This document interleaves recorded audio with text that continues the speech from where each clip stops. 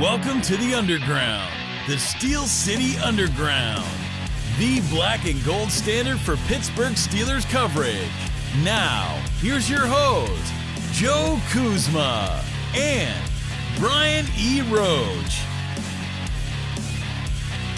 Hello, everyone, and welcome to another edition of the Steel City Underground podcast. My name is Joe Kuzma, joined here by my good colleague, buddy, and pal, Mr. Brian E. Roach. I was going to rush through just to catch you ahead of your little swig there.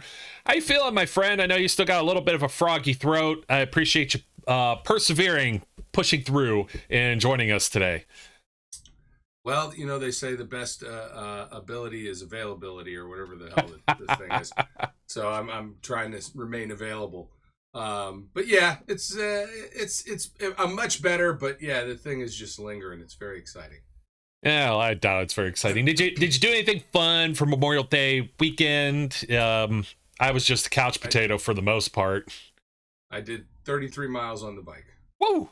Wow. Okay, I didn't do anything like that. Can't even get into a pool because it's like 60 degrees and rain. And then Monday was beautiful. Monday was beautiful. It's like good grilling weather. It was, but it felt like almost like fall. It's like those 12 seasons we talk about throughout the Midwest. It's like, where are we at yet? I don't think we've gotten to Hell's Front Porch at any time.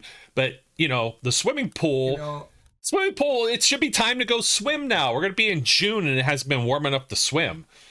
This must be, you keep saying this must be a recent development. I'm from Ohio. I spent, half my life there. I don't remember 12 seasons. There were 4.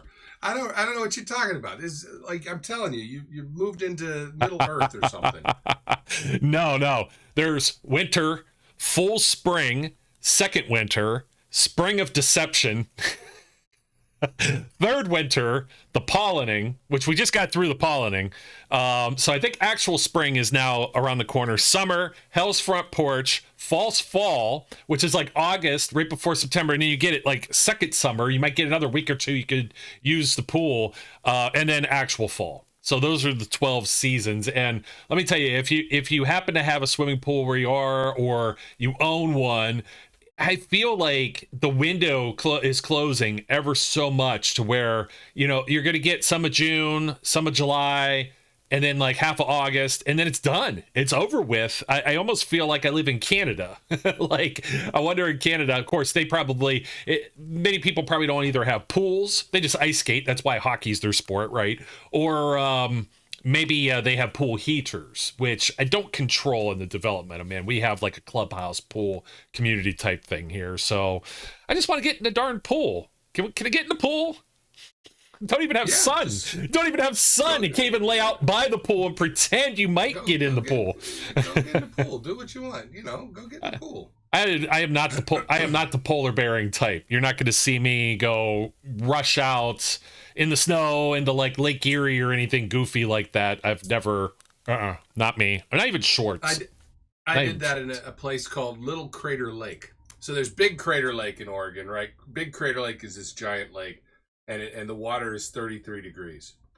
Little Crater Lake is a much smaller lake, but the water is 33 degrees. And I swam across Little Crater Lake when I was foolish and young. Were you drinking? I hear that. Only water, my friend. Only water. I've never been one of the people who enjoys the adult beverages. I like the non-adult beverages. The Capri Suns. No, I don't really like those either. Kool-Aid. You don't even like coffee, so that tracks. What I like is water. I like water. Water is good. Water is good, my friend. Well, it's the Steelers. That's what we do here, I guess. It's almost June, so that means we have nothing to talk about. Still nothing to talk about on the Aaron Rodgers front. And we have now, I think, come full circle from creating the story of Aaron Rodgers in the Steelers and their interest. And in all fairness, he visited them. So he was there for 6 hours. And still, here we go. OTAs and no Aaron Rodgers still. And now we've come full circle from that story to generating, well, if Aaron Rodgers doesn't end up with the Pittsburgh Steelers, then what do the Steelers do? And we've been sitting here all along, like banging our fists on the desks and saying, not only do we not really want Aaron Rodgers, maybe this is the Steelers' plan all along, because, you know, I look around the rest of the league and what they've done, and when you don't stink and have those high picks like we're talking about, look at the Colts, for example. They took, Anthony Richardson a couple years ago, 4th overall. The guy didn't even want to go back into the game, and you had Joe Flacco playing. Now they have Daniel Jones there, and many people are already, I know it's early and we haven't played anything, but they're penciling Daniel Jones in as the starter in Indianapolis, like over a guy that was like a 4th overall choice a few years ago in the draft. Well, you know, I mean, that's a legitimate decision to make because of the I don't want to go back in thing, right? That can sour a team on you a little bit. So, you know, I think it's a fair assessment to pencil Daniel Jones in as a potential starter. I don't think he's necessarily won the job, but if people want to go, that's the guy I think is going to get it. Hey, who cares? Yeah, I'm just talking about the Steelers and their quarterback thing, because like the situation, which may not be a situation, Omar Khan, Mike Tomlin, all these guys, they might just be comfortable with, well, if Rodgers comes, great. If he doesn't, you know, whatever. At least we're not in a situation like that. You have Mason Rudolph, who you're not paying a lot of money to, and he's capable of managing a game. Will Howard may be capable of managing games too. He's got a decent pedigree, but he's a 6th-round pick. It cost you nothing. The Steelers burned a 6th-round pick on a long snapper years ago. However, the media and everybody that's around is just like, well, they didn't do enough. This isn't the year where you go out and get Russell Wilson, a proven Super Bowl winning veteran, a former 1st-round pick that might be a guy you could develop in Justin Fields. No, it's Mason and it's Will Howard. So they absolutely, positively must do something else. But when you get desperate like that, and this is why I still think it might be the Steelers' plan. If Aaron Rodgers is in it, great. Maybe he plays for like $12 million or something, and then it costs the Steelers nothing. But you look at the Cleveland Browns and what they're doing right now. They've got 4 quarterbacks, and some teams don't even take 4 quarterbacks into these workouts, into training camp. If the Steelers do, the 4th guy sometimes never even sees the ball, like Chris Olave a few years ago. But then sometimes they do. Duck Hodges did, because Ben wasn't working out a whole lot. Ben would throw the ball a little bit, be like, you know what? Got to check my odometer here. There's a lot of mileage on this. I'm going to sit out for a week of training camp, and then young guys can get some of the reps, and that's how Duck gets a job. But you look at the Cleveland Browns, and they ponied up for Deshaun Watson, all of those draft picks, the 1st-round picks, 3 of those, mid-round picks, some swaps with mid-round picks, and then 230, 235, whatever it was, guaranteed. $250 million, whatever it is, and they're still paying this guy. So they have to trade for Kenny Pickett. They have to draft Dylan Gabriel and Shador Sanders. And you're going to have everybody talking about Sanders, of course. Then you have Joe Flacco, who went there and he showed that, you know, he could still do it. He was under the age of 40 then. Now he's over the age of 40. He's like in the same bracket as Aaron Rodgers. Does he still have it left? He proved it then. He proved he was still Joe Flacco in the playoffs when he threw those picks, the pick 6 and everything. So that is a mess. I wouldn't say the Steelers is necessarily a mess. You get into the season and it looks ugly, then it's a mess. But right now, the way it's planned out, they're not tied to anybody long term. I don't know that they need to be at this juncture. We've had the draft go, we've had the major free agency go. There's no Sam Darnold coming. There's no Justin Fields re-signing, and Aaron Rodgers is still sitting at home. Yeah, look. I mean, we've said this multiple times. If you think this is a team that's ready to contend right this second, well, then they're not, because the quarterback situation is a nightmare. But if you accept that this team is what this team is right now, there's nothing wrong with the quarterback situation as it stands, right?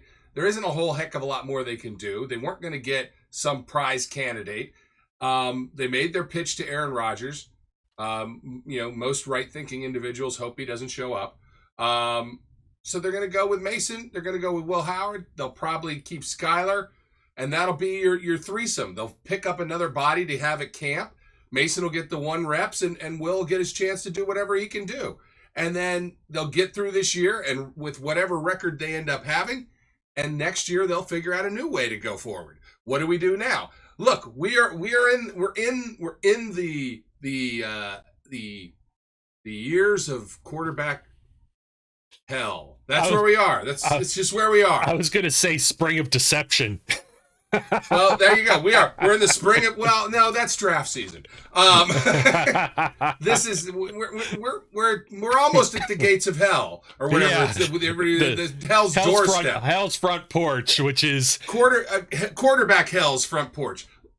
There's gonna until they can find the next guy. This is what it's gonna be like.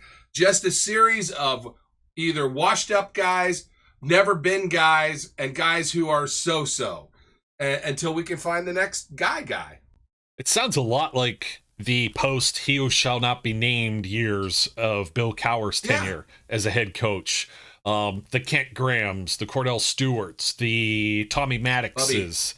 Bubby was before that. I said Cowher era. Bubby was, Bubby was gone. Wasn't Bubby gone by the time Cowher came in '92, or he was there shortly thereafter? He went to like Denver and then I think the Jets or whatever. But Neil was there, and then Neil goes away. I don't know who that is. That name doesn't mean anything to me. Mike Tomczak, don't forget Mike Tomczak is part of that too. So you had some guys like that, and even so, the Steelers were still let's go get Charlie Batch just in case. Maddox was making his push for I think he threw as many touchdowns as interceptions that one year before Ben came, and then Ben gets drafted. Maddox was trying to get the long-term contract that never did come around. But that's where we're at on the ride. Maybe somebody turns into a Cordell that plays for 4 or 5 decent seasons or whatever, and then after that, it's just kind of like, okay, it could be better. Cordell, unfortunately, in the postseason, just that's his lasting memory. A great regular season player ahead of his time, right? I loved Cordell Stewart. My first jersey purchase, actually, Cordell Stewart. I still have it. But that's where you might be until you maybe find the franchise quarterback. It's a years-long process, and face it this way, like nobody's really giving up quarterbacks. They never have before, and the only way you're getting them is if somebody fails somewhere else. I was thinking about this. You had the USFL at one point where Steve Young, Jim Kelly, even Steve Young, he comes in, he's playing for Tampa Bay, doesn't light up the world or anything, becomes a Hall of Fame quarterback after he sits behind Joe Montana for several years, and then finally takes over because, Montana had a few injuries, and they're like, hey, this Steve Young guy is not too bad. Ends up with a Hall of Fame career. Jim Kelly ends up with a Hall of Fame career in Buffalo. So the teams aren't as patient anymore, and then you've got so much money tied into these positions, even the guys that might become available, even if they're just kind of middle of the pack.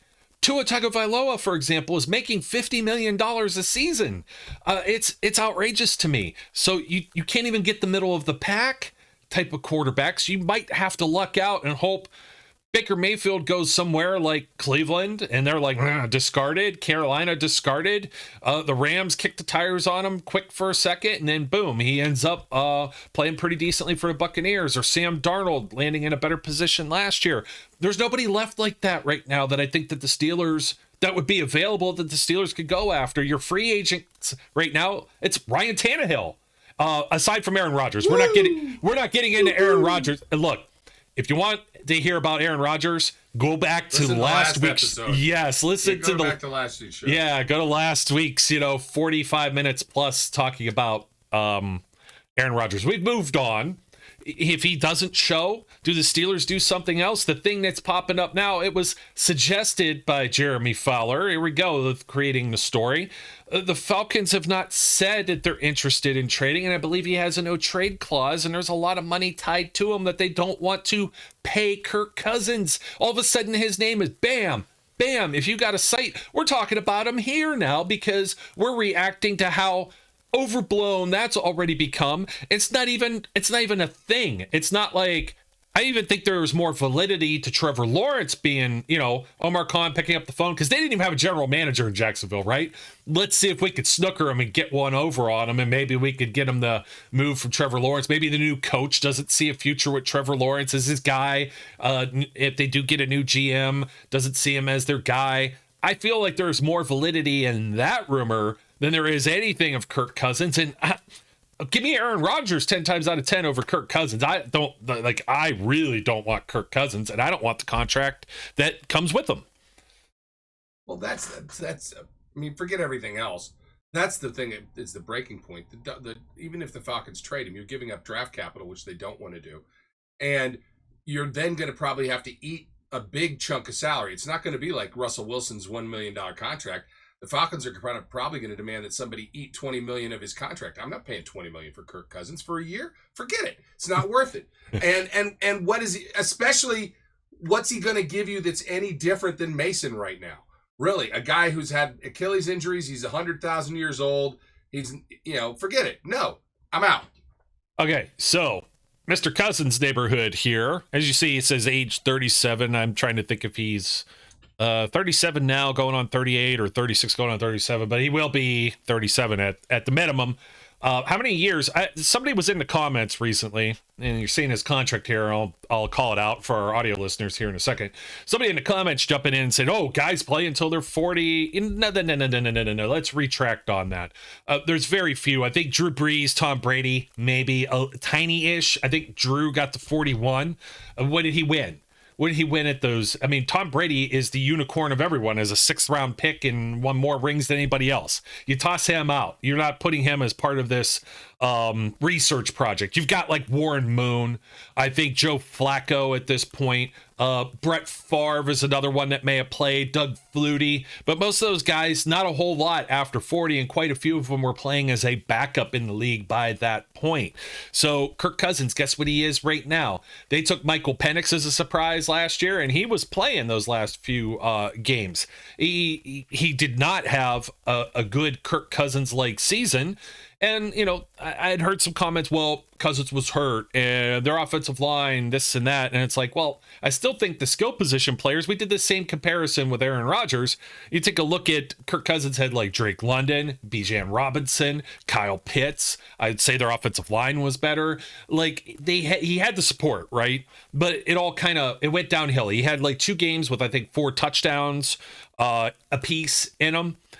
And that was it. There wasn't a whole lot else when it comes to any meat on Kirk Cousins' 2024 season. He found himself on the bench as the Falcons found themselves out of the playoff chase and seeing if they could give some experience to their young first-round draft pick in Michael Penix. So I do have some numbers on Cousins, by the way. And, this isn't like one of these games where, Mike Tomlin looked at the other guy across the field and was like, oh, wow, he carved us up. I would kick the tires on him. He was 16 of 26, 155 yards, a touchdown, and 2 picks, got sacked twice. That was a 59 quarterback rating.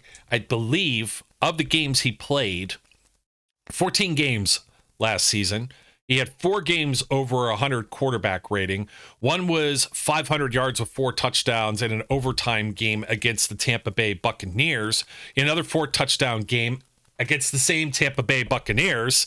It was just one team that he could really get over on, but only 2 games with 300 or more yards. Another one was against the Saints, another division opponent in the worst division in football, and then one against the Minnesota Vikings, 344 yards, a 42-21 loss where he threw 2 picks because they were playing from behind. They're throwing it around, a lot of garbage time kind of statistics. The offense was pretty mediocre at times, and I don't think for what his contract is. Let me bring it back up, Brian.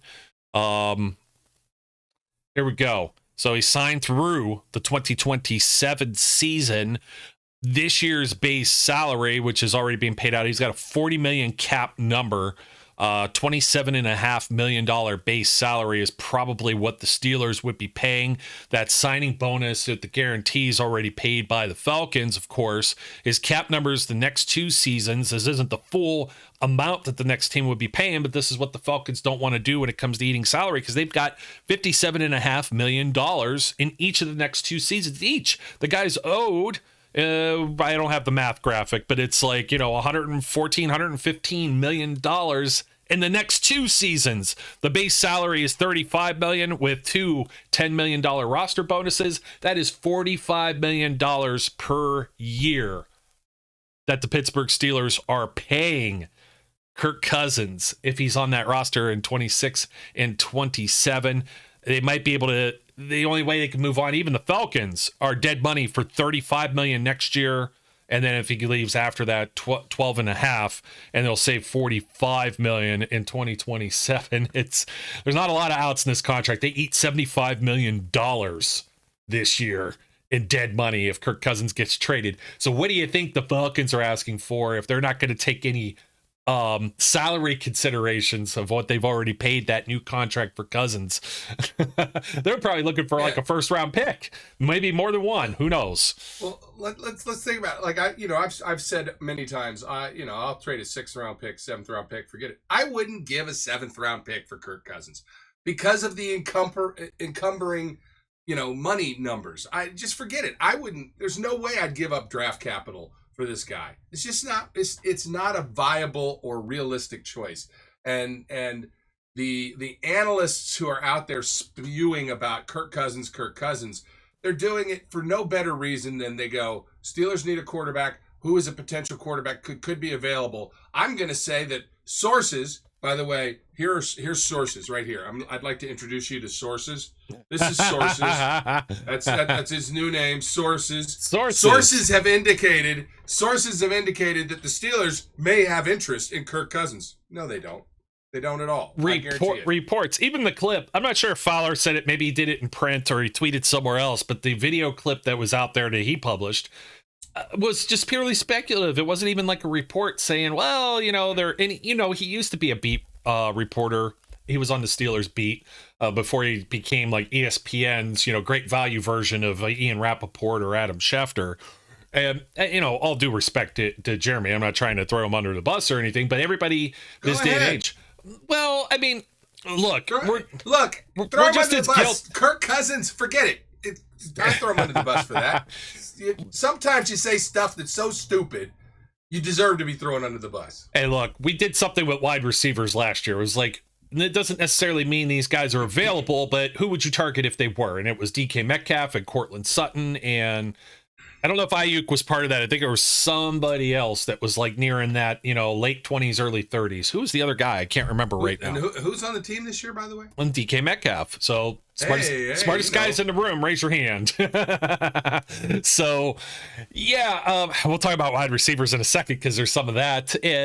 Some of it's speculative. I wonder how like the Omar Khans, the Art Rooneys, the Mike Tomlins, what they think. It's not like they have at one of these, college auditoriums, like where there's like 200 students sitting there taking notes and recording audio while these guys are talking about potential trades or picking up the phone and talking with, let's say, the Atlanta Falcons general manager. There's like maybe 5 in the room, 10 people. And like, who's got the loose lips that hear these things? Does somebody have a cup with their ear pressed up against the wall? Like, I wonder like where these things leak from, unless sometimes they're intentional, and sometimes it's meant to deceive, or sometimes it's meant to, let's poke the bear and get Aaron Rodgers moving to make a decision, like something like that, right? There's definitely intentional leaks, but if they had any genuine interest, they can't be the only team. Like, I would say this much: every team that needs a quarterback had to have at least given thought to, well, Atlanta has their guy maybe of the future, so let's see what they might want for Kirk Cousins, even though, that contract, maybe we can get a bargain. And they're like, no, we don't want a bargain. And again, you come back to the Deshaun Watson trade and what the Texans got for Watson. And he was out of football for a year and everything else. Younger guy, mind you. But he was showing some signs of promise of being, at least a top 10 NFL quarterback coming out of Clemson. It's like teams, they have like a benchmark for some of this stuff. You know what I mean? It's not like you just trade a middle or late round pick for Justin Fields, get one back for Kenny Pickett or something like that. It doesn't materialize that way. So it just makes me wonder when you hear some of these stories, like, I take it with such a grain of salt, because as soon as something's put out there, then all of a sudden it's like this wildfire that just spreads, because especially this time of the year, everybody needs something to talk about. And we're guilty of it too. We're right here talking about it because there's nothing else better to say. So I don't want to talk about it anymore, to be honest, because Kirk Cousins to me just has never been a fit. It's never been somebody that they would take the same kind of risk on. If you take a look at the way that they've tiptoed around this quarterback situation over the last few seasons. I can't argue with you. And one of the things you just said, I agree with 100%. I don't want to talk about Kirk Cousins anymore. Let's look at him then. He's got some grace. I don't want to think about him. I don't want to look at him. I don't want to think about him. I don't want to hear Jeremy Fowler. Jeremy Fowler, keep the Atlanta quarterback's name out your mouth. Whap. I don't want to hear about him. I don't care. Yeah, I'll just show him one more time because didn't have all of our branding on there. I was getting a little unprofessional. That's because I was still showing the Cincinnati Bengals schedule graphic, or whatever you call it, that was made in MS Paint, if it was done in that. Moving on, though, I mentioned wide receivers. And so, of course, where else can the Steelers make some roster moves this season or offseason if they were going to make some moves? Everybody's speculating now. They were set. They finally got that wide receiver they needed. The big DK Metcalf splash ahead of free agency. And then it started to go downhill from there, because then all of a sudden it was one of two things. You got the most dynamic duo of receivers now with George Pickens and DK Metcalf, or DK Metcalf's arrival means George Pickens is going out the door. That's the one that happened. So now it's who's going to play alongside DK Metcalf, because everybody needs that proven commodity, right? They need that household name, not the guy that nobody knows anything about, like a Calvin Austin or a Roman Wilson. It's the same thing with the quarterbacks. We didn't even mention Skylar Dobson in this conversation, and I just think he's relegated to backup duty regardless. Maybe doesn't even make the team if Rodgers does end up showing up, or Cousins or anybody like that. But like, they're not going out there for Tannehill. And in the wide receiver room, they've added some names already. They added Robert Woods. That was one that I thought was pretty substantial. I get in arguments with my cousin over this because he loves Kenneth Gainwell, but as soon as Iowa running back, now I can't think of his name, Caleb Johnson. As soon as he gets drafted, I'm like, well, Kenneth Gainwell's days are maybe numbered here. You got to see who's going to be returning kicks, who's going to be returning punts. That's who's going to end up making the team. And Robert Woods is yet another one of these players that can do that. And then maybe offer something. He is, how old is Mr. Woods? I wanted Robert Woods last year when they were kicking the tires on Mike Williams, because Houston had a ton of wide receivers, and rightfully so. I mean, he only caught 20 passes for 203 yards last year, 40 the previous year when CJ Stroud was a rookie and had his better season, 426 yards and a touchdown. He had an off year. He's had some off years. He hasn't been the same kind of player since almost a full season back 2020 with the Rams, 936 yards and 6 touchdowns, 2 previous years of 1,000 or more with the Rams. And of course, some decent seasons in Buffalo too, but he's a guy that's accomplished. It reminds me of like an Allen Robinson, but somebody that can return kicks, but it's still somebody that's a veteran that's there. If Calvin Austin isn't good, or Roman Wilson still can't get on the field, you've got somebody else you could put out there other than DK Metcalf, and so be it. Then maybe you play more tight end heavy sets than trying to put 3 wide receivers. And not a lot of times that I see 4 and definitely not 5 wide receiver sets out there in Arthur Smith's offense last season. Yeah, I feel like I'm saying the same thing repeatedly, and this is what it is. I don't expect them to do anything splashy. I think they're done with their splashy stuff. It could happen, but I just don't expect it. I expect them to ride with the guys that they've got right now, unless some magic thing or unheard of deal comes across their desk, or they get the whiff of some opportunity that is not really materializing right now. I expect this to be the team, and this is who they're going to ride with. And I'm good with that. I'm good with it. Yeah, I mean, I do think they're going to make another move, but the big splashy one that came across the wire a couple weeks ago, Chris Olave, big name, former Ohio State Buckeye, long pipeline of that wide receiver factory that Ohio State's been putting into the pros. But he's had trouble staying on the field. Now, his contract actually isn't too terrible, to be completely honest. 25 years old, so he's still young, but it provided, he's had some concussion issues, he's had some injury history. Provided that's not in the way, there's a 5th-year option they just exercised on him. He's in the final of the 4th year of his rookie deal, and now this would be a completely guaranteed deal next year for about $15.5 million. So he's not an expensive player other than what they might have to give up. And the Steelers have, let's not kid ourselves, they have some draft capital. They have some things that are coming down the pike here for 2026. So I don't think that they're going to necessarily, let's say they end up with 11 draft picks.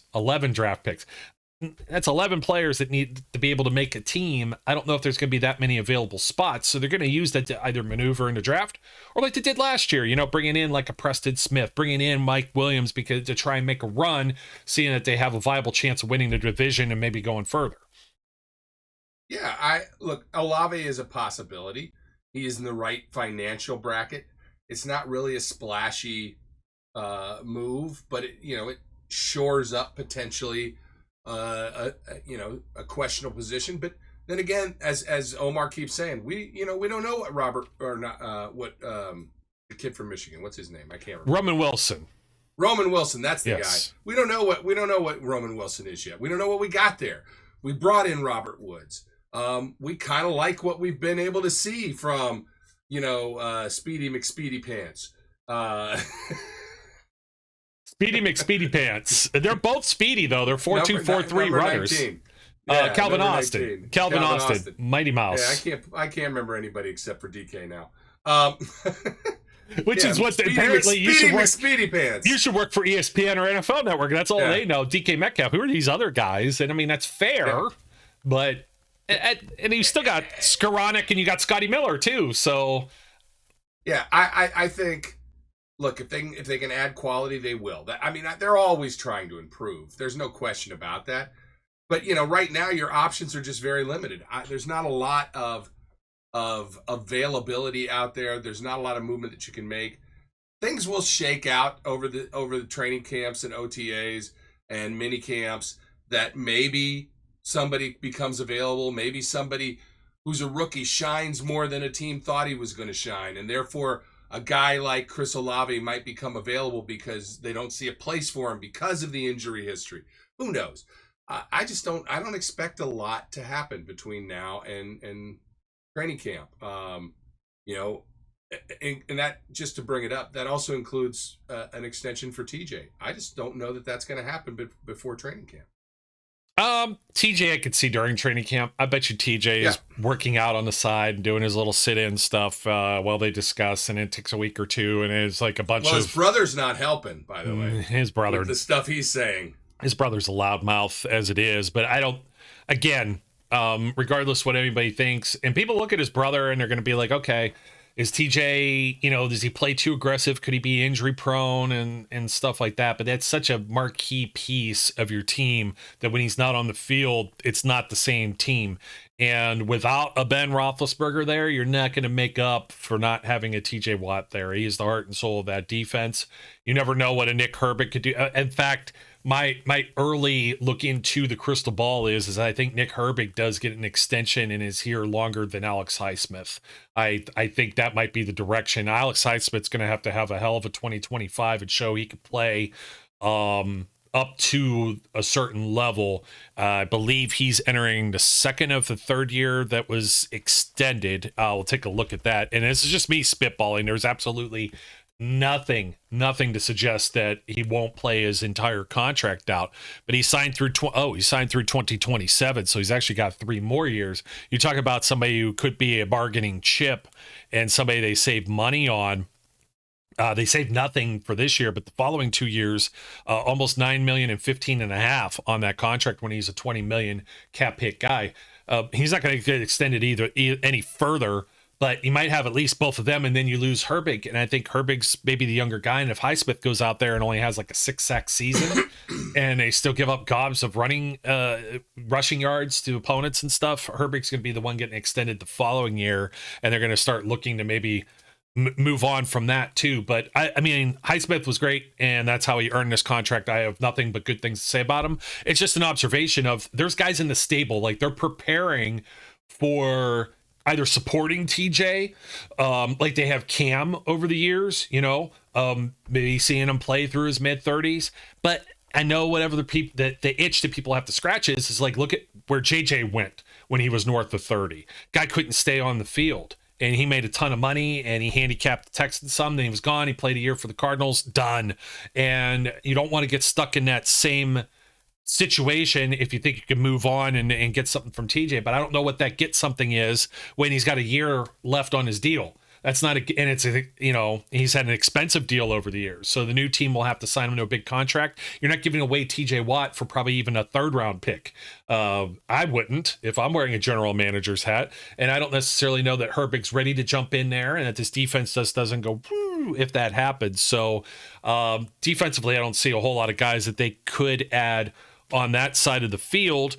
But going back to Olave real quick, you kick the tires and then you might have to eat $15 million. He's had 4 concussions in his pro career so far in 3 years. Last year was a really bad season where he only played 8 games, 32 receptions, 400 yards and a touchdown. Robert Woods type numbers, right? He had 1,000 yards in each of the previous 2. But this is a New Orleans Saints team that's had who playing at quarterback? You could name a whole bunch of guys. You've got Derek Carr, Spencer Rattler, Jake Hayner, and then even Taysom Hill, who flirts, with throwing a couple passes here or there. But that was like most of your guys last year, and Derek Carr wasn't doing too hot. That whole offense wasn't doing too hot. They got a new coaching staff coming, everything. So, and it's a team that's still kind of cash-strapped with the same things I was saying about the Browns trading for quarterbacks, getting players at that position that are cheap. It was surprising, though, that they would go and make the 50-year option, but that's a $15 million deal they don't have to do. That's actually pretty cheap for a guy if he does end up remaining healthy throughout the rest of his pro career. It could be a big boon for somebody like the Steelers to pick up somebody like that, extend him, and have him alongside DK. I mean, regardless of who the quarterback is, it's going to make the quarterback better. So I wouldn't be against it. Just depends on what the terms of that kind of deal would be. Agreed. And, who I forget about, Brian, as I'm looking through this? Cordero Patterson's still on the roster, too. Another kick returner / running back / wide receiver. So I was talking about Gainwell and where, Caleb Johnson comes in, and you've already got Jalen Warren, who's going to need a longer-term contract maybe if he protects football. Gainwell's had those same type of issues. You still have Patterson. That's a pretty busy room, and if Patterson, he's 34 years old, I know he's an Arthur Smith favorite, but you've got Gainwell and you've got Woods. It depends on who's doing the special teams type stuff. So Scotty Miller, Ben Skoranek, unsung heroes. I was looking back at, speaking of the Falcons, did the article for the site on the recall where we look back.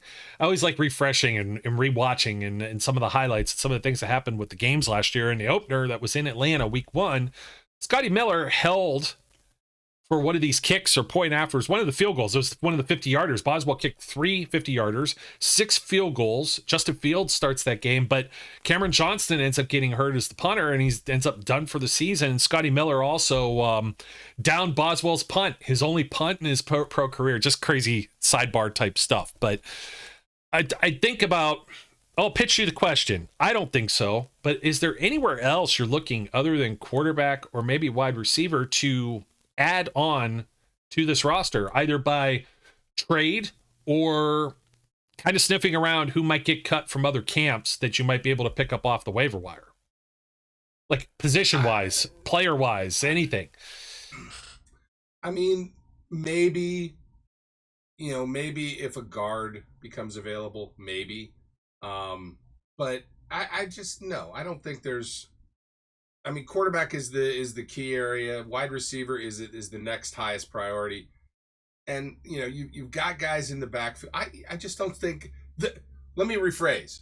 They, as I said before, they always are trying to get better. If they think they can upgrade a position, they will try and upgrade that position.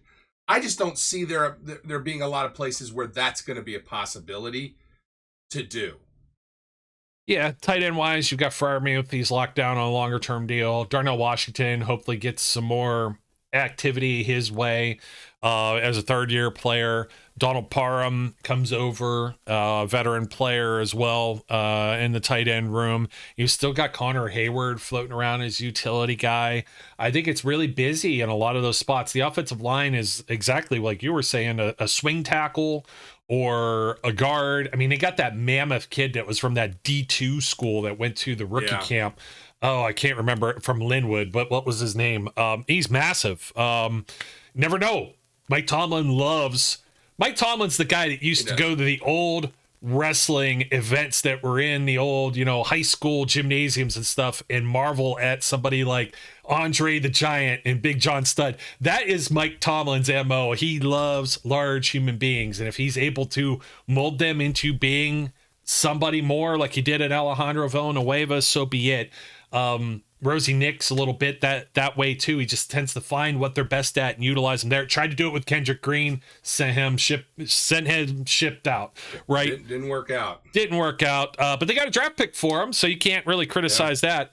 But defensively, I mean, he just got Harmon, the rookie, alongside with Hayward and Benton. YA Black, you got another younger guy. Do they add like somebody else, a body that comes off? That's one where you can probably pick somebody up that gets cut if they're looking at other rosters or somebody they scouted in the early processes years ago, and they're like, hey, you know what, we kind of liked that guy, let's pick him up. And you could actually get them to play special teams and get them, because their duties aren't a whole lot to learn joining the team. It's a little bit different than grabbing a wide receiver, grabbing a corner, getting a quarterback.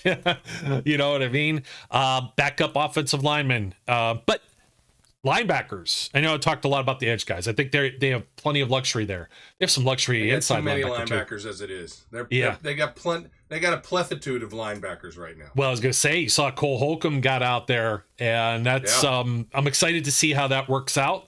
That might help Peyton Wilson's development too. And imagine if Holcomb comes back and plays like the player he was when he left. I know he was off for a year, but you put him with Queen, defense is going to look pretty good. Secondary, Darius Slay, if he plays up to the level we know that Darius Slay is, that's exciting with the Joey Porter Jr. Somebody was saying Joey Porter regressed last season. I know he got handsy with T. Higgins, but that's what he was supposed to do, is not let T. Higgins do anything. So, and it was an ugly game. But other than that, I don't think Joey regrets. Joey, you should be thankful and counting your lucky stars there that Joey Porter is on this team. The safeties, Deshaun Elliott, I think, was a great fit for the Pittsburgh Steelers. Minka Fitzpatrick is still there. Another guy nobody throws near. Juan Thornhill is added, just a little bit younger. He's more of the kind of dime backer. It's going to be there, maybe run support, maybe more available than a DeMonte Casey, who's been known to be suspended and fined, and he was getting up there too. I know he went to the Browns, but he's 32, 33 years old too. So we don't know who else might end up popping out of this, out of camp or anything that makes the roster as far as some of the DBs and some of the defensive back depth that's there. Perhaps they look at adding an extra body, somebody that gets cut. Because I mean, it's Corey Trice, James Pierre is still there. There's not a lot else. You still got Boswell. Johnston's back to full health, and hopefully he's as good as advertised. I remember seeing him in camp last year. It was great. Nothing else really there. It's like quarterback. Maybe you could grab a wide receiver. Unless somebody falters or there's an injury, there's not a whole lot else that I think is going to happen between now, then, and through camp. The only other thing that could happen is there's a name like a Joe Hayden that falls off, like he got released from the Browns, and they're there to swoop in and pick that guy right up. Otherwise, you're looking at the team that you're going to see playing pretty much in week one of this at the New York Jets. Agreed. Well, Brian, that was long-winded, but got anything else to add? You left me with nothing else to say about it. I try and leave you something. It doesn't matter if you repeat me a little bit here, but there's not a lot to talk about. So hopefully we got some other things to talk about. We could talk about Ireland maybe on the next show. Yeah. We can ask when are the Steelers going to let me know when I can buy a ticket? Yeah. Well, actually, it might not be a bad show, a bad idea. Maybe not just Ireland, but I've been asked sometimes. We got some folks that send texts to the fan line that runs on the scroll, the closing credits for this show, and also our email. And sometimes they ask about going to games in Pittsburgh, going to games, in different towns. I know somebody just sent me one. They were asking specifically, I think, about MetLife Stadium, maybe. And I was like, well, you know what? That's one I don't know about. I haven't been there. Maybe I'll go, maybe I won't, don't know. But maybe that's something we could cover, because you and I do quite a bit of traveling. And it's like, when do you buy a ticket? When do you get a hotel? When do you do this? Where do you stay? How do you get there? And there's many ways to approach it. I mean, if you got a lot of disposable income, you can do whatever the hell you want, right? Yeah.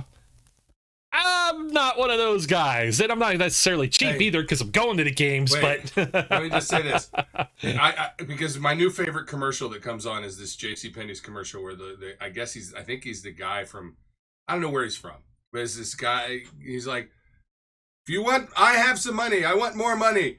Go to JCPenney and then save money and bring the money to me. All right, so that's the point is, if you have disposable income, bring the money to me.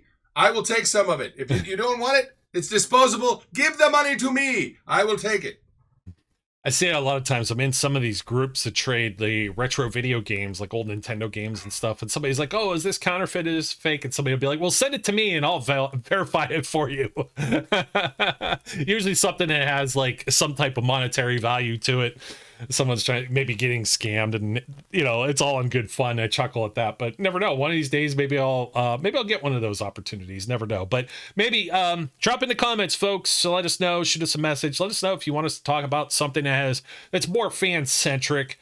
Going to games, watching games at home. You're a displaced fan. You don't have the rabbit ears there. How do you get these things without pirating it? Because I don't need a flag against our YouTube channel.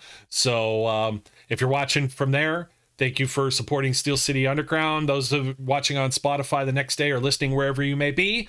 Brian, thanks once again for joining me, my friend. Hopefully that throat comes along, man. It's the allergy season is a bummer, let me tell you. It is. It's annoying. I got, I got the old Flonase here. It's not really preventing the post-nasal drip, as they say. So, whatever.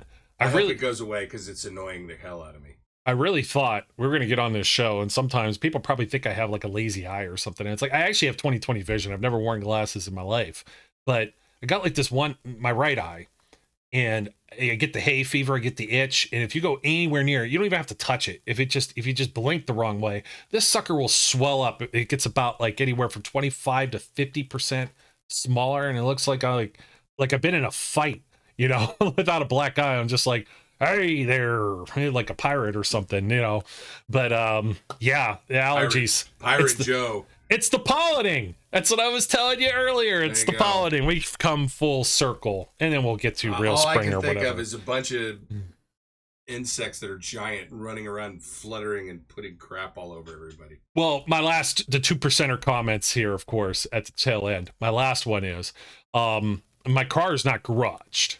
So I'll go out there on certain days, and it is dusted over with pollen this time of year. Absolutely. So yeah.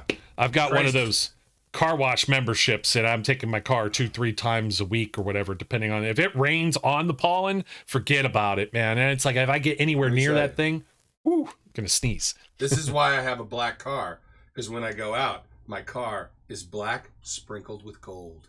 Oh, very nice. Yeah, I took the one. I wasn't very color specific when I purchased my last vehicle. I was like, hey, whatever you want to give me a deal on, yeah, I'll take that one. And it's not like it's hot pink or anything like that. It's just like, they have these fancy names like Ashton Metallic or Sulfur Gray or Titanium Alloy or whatever, like for the names. And I'm just like, yeah, sure, whatever. And believe it or not, once upon a time, me and my ex both had the same model car, but mine was like a tungsten metallic and hers was like an Ashton Gray or vice versa. And you parked them next to each other. They looked exactly the same.